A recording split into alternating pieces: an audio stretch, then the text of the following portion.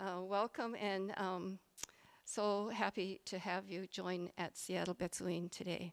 It's a beautiful day in Seattle, and we've been so lucky with our weather. Today's message is going to be more directed to the Dharma school students, so if any of them would like to come and sit in the first row, there's a couple seats here. I have a prop here, a friend here, so you could get a better view. Kenzie and Benny, would you like to come and sit in these two seats up here? Okay, great.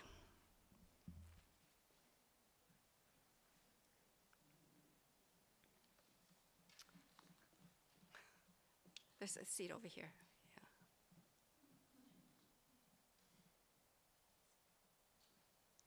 Yeah. Okay.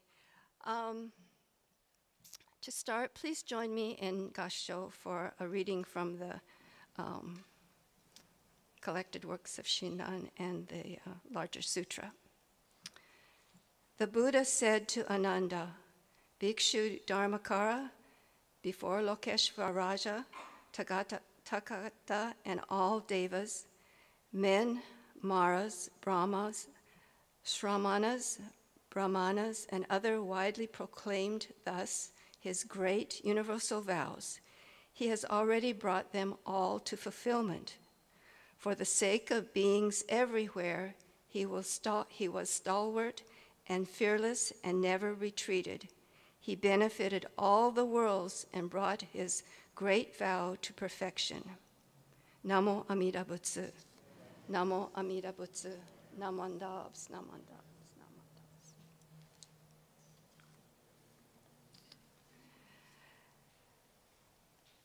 Hi again to the Dharma School students. Welcome.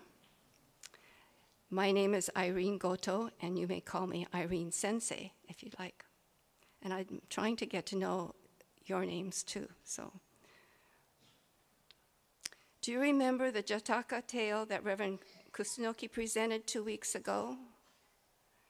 The Jātaka tales are about ideas that the Buddha was able to recollect or remember all his past lives, and thus could use these memories to tell stories. These stories illustrated his teachings. It was a tale last week about the elephant and his elephant child. A woodcutter had helped the mother elephant by removing a splinter from her hoof. The mother elephant returned the woodcutter's compassion by helping him carry the heavy logs out of the forest. The compassion continued because the mother elephant asked her child to continue to help the woodcutter. The message that this tale conveyed was that we try to help each other as much as we can because of Amida Buddha's compassion. Do you remember that a little bit? Yeah, there was pictures on this. Today I would like to share another Jātaka tale about another elephant. It is about how an elephant came to live in fear. I remember that I once rode an elephant. I'll tell you about it a little bit later. I'll read the story, and then I would like you to think about why the elephant became fearful and what advice did the sprite give the elephant in order to take away the elephant's fear. Yeah. So here's the story written by Ellen C. Babbitt. It's called Fearing the Wind. Once upon a time in the forest near Benares, a beautiful young elephant lived. She was as white as crane's down, and her size, strength, and height were so great that she was captured for the king. The king entrusted this elephant to his elephant trainers to be taught to stand firm and to follow commands. The trainers tied the young elephant to a stake.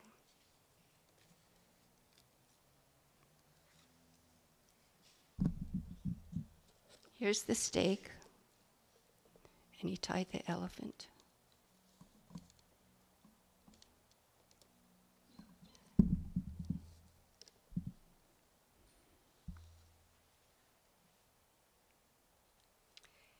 Each time she could not obey an order, they beat or poked her with an elephant goad. I have a goad somewhere.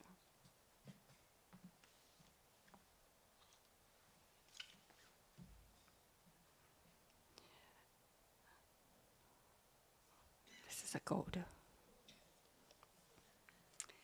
Maddened by the pain one day, the young elephant broke loose.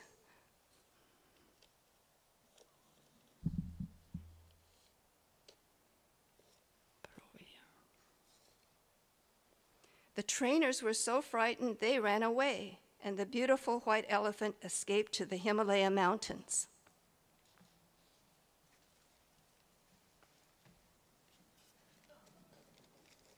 I don't know if there's these kind of trees in the Himalayas.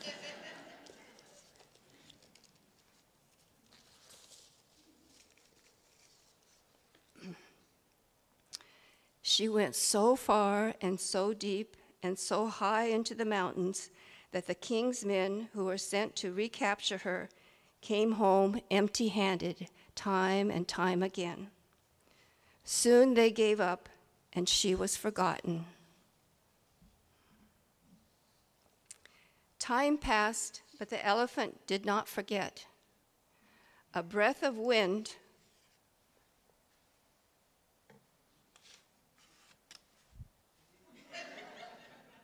the rustling of the leaves or the snap of a dry twig would fill her with terror. She would run off at full speed, shaking her trunk wildly from side to side.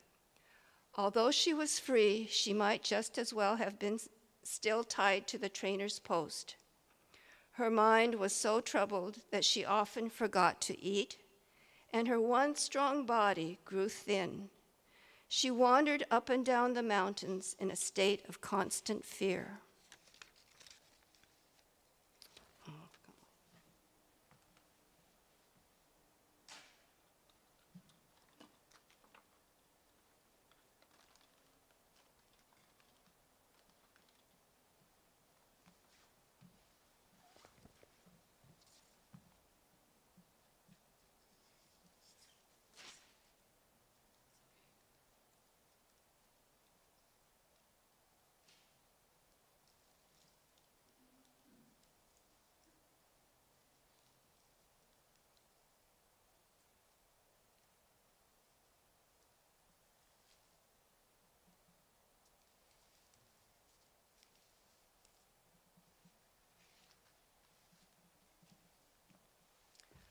A tree sprite, very tiny, sitting in a tree,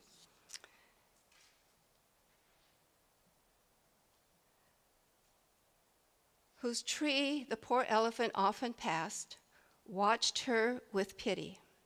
One day the sprite appeared in the fork of the tree, and before the elephant could run away, the sprite said softly, "Do you fear the wind?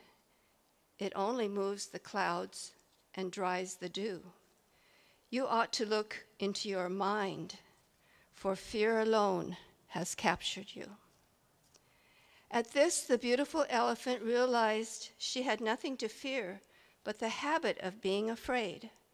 From that day on, she began to enjoy life in her mountain home, and she had enjoyed life as she had enjoyed life in the forest before she was captured.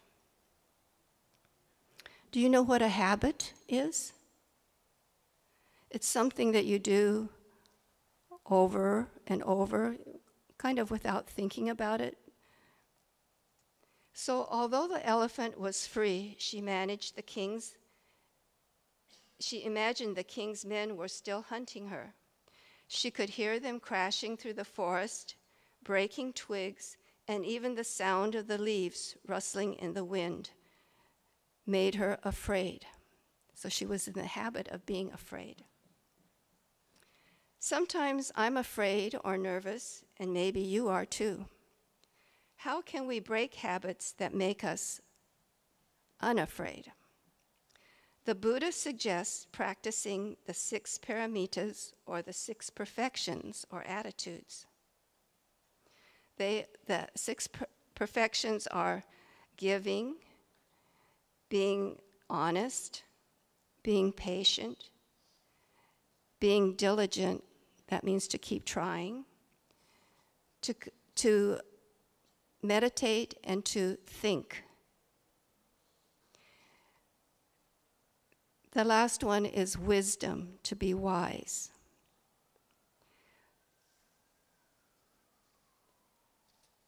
I mentioned that I rode an elephant once in India, and they are huge. And they have to be trained so that they can, in this case, kind of stoop down so that the rider can get up on their, I don't know if you call it a paw or a hoof or leg. They bend down, and you step on the leg, and then they have another step to step onto the back of the elephant. So in order for the king to make use of the elephant, they had to be trained. So besides the 6 paramitas, there's also a song that I really think conveys how we can overcome fear. And I think you all have heard it. We sing it. I'm just going to say the lyrics right now. It's called Sei Namo Amida Butsu. Sei Namo Amida Butsu. It goes, when I'm feeling blue in the morning and things go astray in the day, I feel your bright light shining true. Sei Namo Amida Butsu. When I'm walking through the forest, there's a quietness I can feel. Nature surrounds me, and your spirit too. Say Namo Amida Butsu. Dark clouds sometimes fill the sky. Sometimes I just don't know why. But your wisdom always shelters me from the storm. Don't you see? When I feel alone and uncertain, there is somewhere I can always be. A pathway I can follow. I simply follow you. Say Namo Amida Butsu. A pathway I can follow. I simply follow you. Say Namo Amida Butsu. Namo Amida Butsu. Namo Amida Butsu. Naman Dabutsu. Naman Dabutsu. Please allow me to recite the passage from the larger sutra once again.